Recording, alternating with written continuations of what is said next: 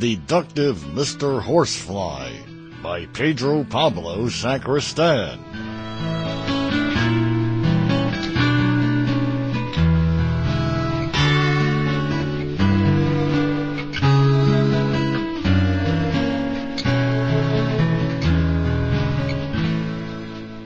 Mr. Horsefly was the new head of the Prairie Post Office. He had put a lot of time and effort into getting this highly respected position. He had even moved fields. If you asked Mr. Horsefly, he would tell you that he got the job thanks to his great deductive gifts. On his first day of work, he opened up shop, and into the post office came Mr. Beetle, Mrs. Spider, Miss Mantis, and Mr. Grasshopper.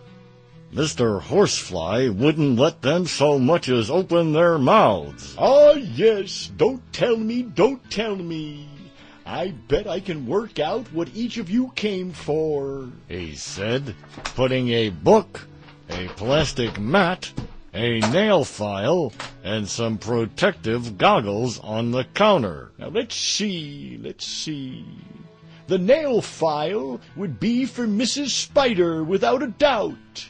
With all the scratching she does, she'll need to put her nails right.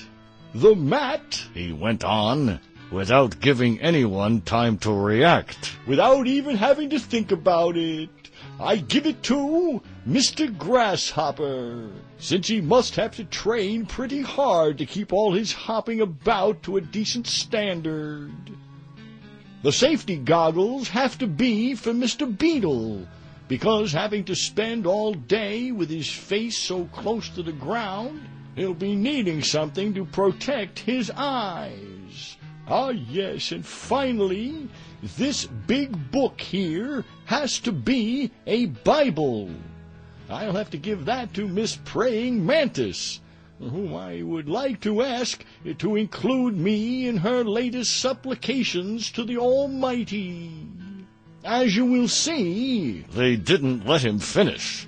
The comment about the mantis, well known on the prairie for having changed her name from Miss Praying Mantis to simply Miss Mantis, was just too much for everyone, and they burst out laughing.